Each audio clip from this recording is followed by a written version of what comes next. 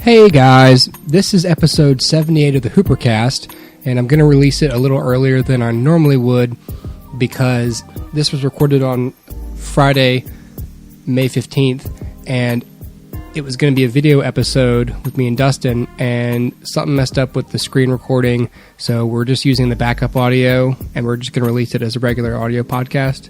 So any reference to the fact that it's video, just ignore it. Just didn't feel like going through and trying to repurpose it all the way. We're all adults. I think we can get over that. Keep in mind, like I said, recorded on May 15th, so anything we're talking about is all the information available to us at the time of the recording. So we'll try and get the video stuff worked out so we can do it next time. We'd like to do the video reviews with recent film news, but we just couldn't do it this time, so it's coming out as audio, so it's going to be a little midweek treat for you guys. Thanks for listening.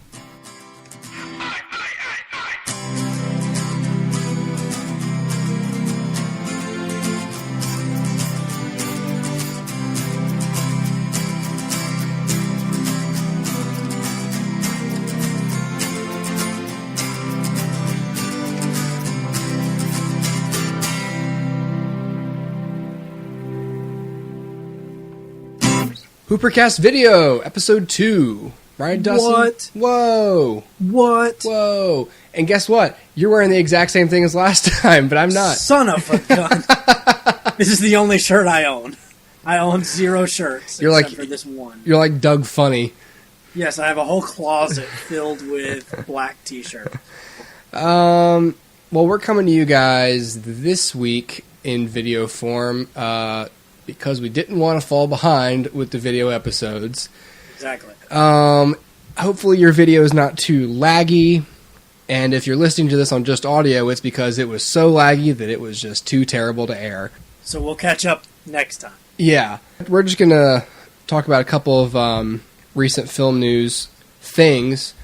I think the most fun one to speculate about is what's the kid's name? Is it Asa Butterfield? Asa, yeah. Asa Butterfield is, at least at this point, today is Friday, May 15th, he is rumored to be the new SpiderMan for Marvel. Nothing is official, but it's kind of official. Yeah, it's basically like there's been no official announcement from Marvel, but it's kind of like everyone knows it's him. Right, the trades are reporting it, so yeah, pretty much going to happen. What do you think of if he is Spider-Man? If he is Peter Parker? Okay, so first of all, I don't know that I've ever seen a movie with him in it. Hugo. Hugo, okay, yeah, I did see Hugo, okay. But he was younger, and I liked Hugo, I thought it was fine. I guess what I'm saying is I don't have a lot of, opinion on his acting ability, so I'm not sure that he can or cannot pull off Peter Parker. But I know that it's going to be a tricky role, and I hope he's up for it. He's also British, is he not? He is, and I'm, as we know from the Daredevil review, and every episode that involves a Brit, I'm not confident in England's ability as a whole to imitate and sustain an American accent. Yeah, no, I hear that. I think, again, I can't really attest to whether or not it's going to be any good. But I'm going to say, I assume that if he's done a screen test, then he's okay at least. Yeah. Because they're obviously going to put him through the ringer in a screen test because it's Marvel. And he's going to be going toe-to-toe with Chris Hemsworth and Chris Evans and Robert Downey Jr. And he's going to have to be able to hold his own. So I assume they've kind of put him through the ringer a little bit. And I hope they know what they're doing. Yeah. I like the fact that he is, in fact, a younger actor. Yeah, I do see. Again, this is all... If you're watching this video and it's been confirmed that's not him, then please note that at the time of this, we were pretty sure it was him. So, if it's him, I like that he's 18 years old. Yeah. But he looks like he's 14 or 15. Yeah, he can pull off easily 16. Yeah, and that's good for Marvel also because then you can have him playing Peter Parker as a high schooler believably longer than Garfield or sure as hell Tobey Maguire. I know, Tobey Maguire wasn't convincing in the first one.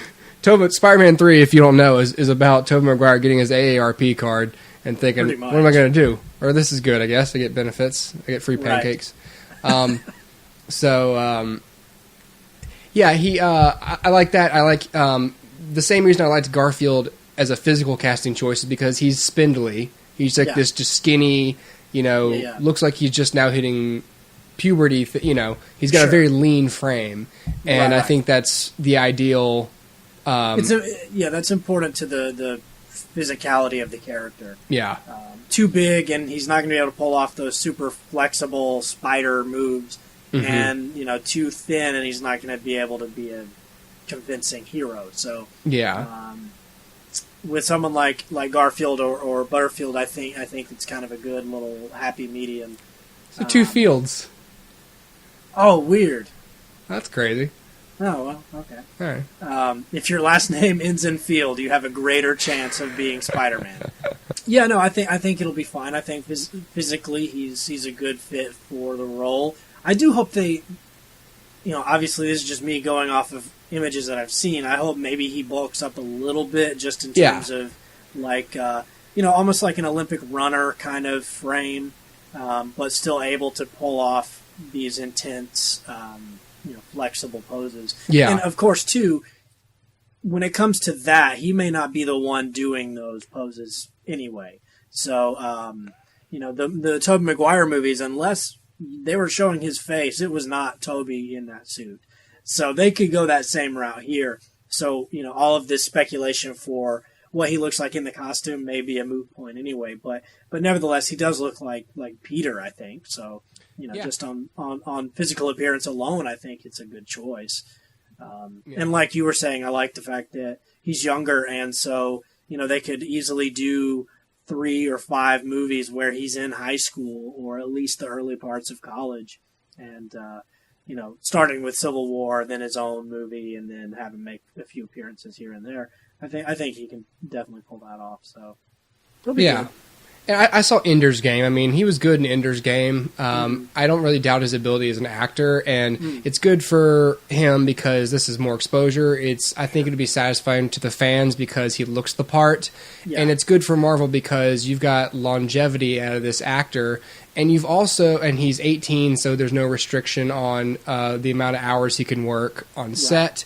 And you can sort of mold him. He probably doesn't have an ego, and so you're not going to get a lot of back talk from him, or demands. I only drink Fiji water. Right? Yeah. He wants an Evian, or like no. He's grateful. He would be, I assume, very humble and grateful for the role, just like Garfield was. I mean, to his credit, he loved Spider-Man, and I don't think he was on set one day bitching about anything. No, probably not. Maybe in his head he was like, "The script is awful. I hate everything that's happening." But yeah, I got that check. Yeah, I know. I never get the sense from him that he went to work unhappy. Yeah. Even if it was a press junket day, I feel like he was genuinely enjoying what he was doing, and I think that's a good part of it. And but this is a big choice for Asa because he's going to have to sign away, I don't know 6 or 8, 10 years of his life to this thing, and so. For me as a fan, I'm thinking I hope he has what it takes to go the distance and he doesn't get burned out on it. Because as opposed to someone like Robert Downey Jr., who's a committed actor, Asa is still relatively new to this whole thing, and for him to be burnt out in 3 years and then just be kind of tepid about the whole thing from here on out, I would hope that doesn't happen. Maybe he'll end up being a Daniel Radcliffe type where as the films progress he becomes more intense and more devoted to it. But time will tell. Other thing that happened is that a couple days ago or yesterday, Harry Shearer announced on Twitter, and I think through a couple other sources, that he is leaving The Simpsons. And for people who don't know, Harry Shearer is the voice of... he's one of the main cast members, so he does as much voices as Dan Castellaneta or Hank Azaria do. Right. Maybe even more. He's Mr. Burns, Waylon Smithers, Ned Flanders. Some of the big guys. Principal Skinner. I mean, he's Yeah. Not just the amount of voices, but the role they play in the show. Right. And this substantial role. I wasn't too surprised in terms of which one would quit first, because and as you know, and as John knows, when they wanted to do the Simpsons ride at Universal, Harry Shearer didn't want to be a part of the ride. And so the plot changed. The villain was going to be Mr. Burns. And but since Harry Shearer didn't want to be involved, they couldn't get the voice. So instead it became Sideshow Bob. Right. And you don't see Skinner, you don't see Burns or Smither, you don't see any of the characters he voices. And so I remember thinking at the time, who cares? Right. And then, but it gave you the distinct feeling that this guy doesn't want to be involved to a certain extent. Right. And I don't think after 26 years he's embarrassed to be a part of it. No. I just think he's checked out, and he's officially checking out. I could be wrong, but I think in 2011 there were contract negotiations again, and I believe he was a holdout then. Yeah, they wanted. I can't remember what the deal was, but I think they ended up taking less money to keep The Simpsons on the air. Yeah, I think everybody took a pay cut. Yeah, and I think even then they were expecting him to leave then. Like you said, he's an important part. He plays some big characters. I mean, Flanders is a very important part. Regardless of even Skinner and Burns. I think Flanders is a super important part of the show. It doesn't surprise me that he would be the one that leaves, but in a way it does surprise me that there is somebody who leaves. I mean, this is a show that I can't imagine for him is a lot of work anymore. I can't imagine it takes up a lot of his time. That's why his reason being, I want the freedom to pursue other projects. Yeah. Do you want to be Amish and not even be able to call in and do your voices? Exactly. Like you don't even want to literally phone it in? Right, exactly. So I don't believe that he wants the freedom to do other work. I think he could have just, I mean, maybe it's classy of him to not say, I hate doing the show and I don't want to, and hurt the reputation of the product. Right. So maybe it's better this way, but part of me wanted him to just go, I've reached a point. I just don't want to do it anymore. Yeah, I don't think it's about money. It may not even be about the product itself. I know he's been upset before. I believe it was like maybe earlier this year. Fox put out a synopsis or whatever of The Simpsons for their upfronts for the upcoming season, and they didn't list a single cast member in the release. And I know that upset him. I think he put on Twitter something like, "Hey Fox, this show also has a cast," or something like that. And so clearly, he's had some issues before. I don't know if it was a recognition thing, a money thing. That reminds me, there's an episode of Mad Men called The Suitcase. And it's arguably the best episode of the whole show. In the episode, Peggy starts complaining to Don, that even though Don didn't come up with the idea for this award-winning commercial, he gets the credit, he gets the award. And he's like, you'll have other ideas, and she's like, well, you never say thank you. And he's just like, yeah, but you get paid to work here. She's like, yeah, but you never say thank you. And he just yells, that's what the money's for. Yeah. So if Harry Shearer is complaining about recognition, first, after 26 years, why now? Yeah. And second of all, you're paid an obscene amount of money per episode. You can't really, that'd be like Charlie Sheen complaining about his 2.5 Men pay. He got like $2 million an episode. I wouldn't have a single complaint if that was me. I know. To be honest. So if this show also has a cast. Yeah, and the people who watch the show know that. Right, exactly. It's not like this is season Everybody 1 and knows, it's just starting out, and that's going to hurt its chances of getting accepted into the culture. The show's as old as we are. Yeah, exactly. Older. I mean, by a small margin. Small margin. Yeah. Yeah. No, you're right.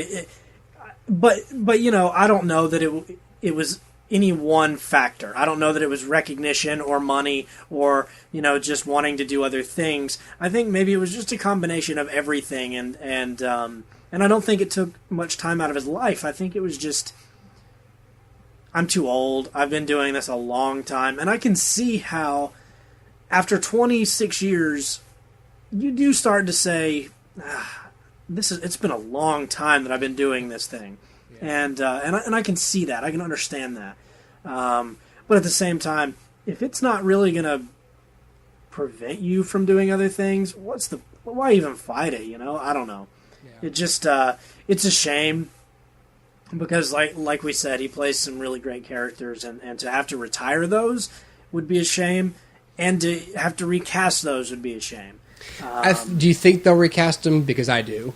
I think they will. I really do. I think what they'll do is just go find a sound-alike somewhere, and even if it's like 3 guys, to do all of the characters, and they'll do that. Man, if you're Billy West or D. Bradley Baker or any notable voice actor or unknown voice actor, this is the perfect opportunity for you to get on board a successful show, legacy show. Yeah. And they even talk about that, and I know that voice, taking on a legacy voice. Yeah. I mean, I thought for a while, like, oh, well, they need to just retire all the characters and just put in, new characters and those, like, have a new guy move in next door to Homer, because that's a way to keep the show fresh. But then I thought, if this were Winnie the Pooh or Transformers or any kind of show that's been on for years, I guess not in Transformers' case, but you wouldn't kill off, if Peter Cullen died, you wouldn't kill Optimus Prime. You'd recast him.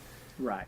And then plus with that too, if you start, bringing in a new neighbor, you got to have the episode where Ned leaves. It can't just be over because that would be such a big moment that they can't just explain that away over a season break, like a season hiatus, and say, oh yeah, remember last week when he left?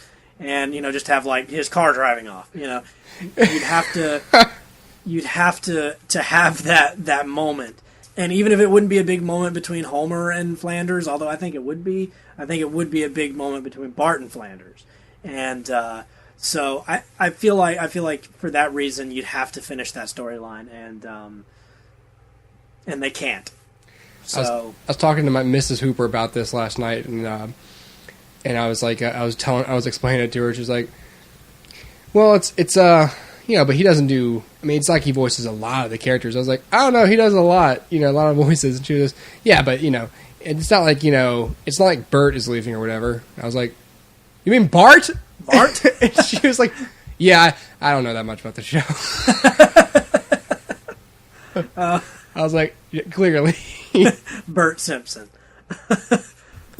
Sorry about those audio issues. We're not sure what happened there, but after this, the video recording screwed up and we didn't get a chance to tag out the show. So this is me signing off this episode. I'm whispering because everybody's asleep and I'm trying not to wake them up. So if you like this episode, please, you can follow us on Podbean, HooperCastPod.podbean.com. or, of course, on iTunes. Just search HooperCast. You can find this episode and others on YouTube at HooperCastPod, or on Blogger, HooperCastPod.blogspot.com, or on Facebook, Facebook.com/HooperCast. Follow us on Twitter at HooperCast, or on Tumblr, HooperCastPod.tumblr.com. You can send us an email at HooperCast@gmail.com. If you want to donate on the Tumblr or Blogger pages, there's a donate button for PayPal. Any amount you want to give, or none. Fine with us. Well, thanks for listening, and be sure to subscribe and tell friends about us. Sorry about the audio quality of this episode. That normally doesn't happen anymore. Even as I record this, I don't quite know when I'm going to release it, but we typically release episodes anywhere from Friday to Sunday, usually sometime around the weekend. So this episode was intended to be a bonus episode, but if I was unable to schedule a good time for me and Dustin, this probably ended up as a main episode for the weekend. So either way, I just wanted you guys to know. All right. Thanks for listening.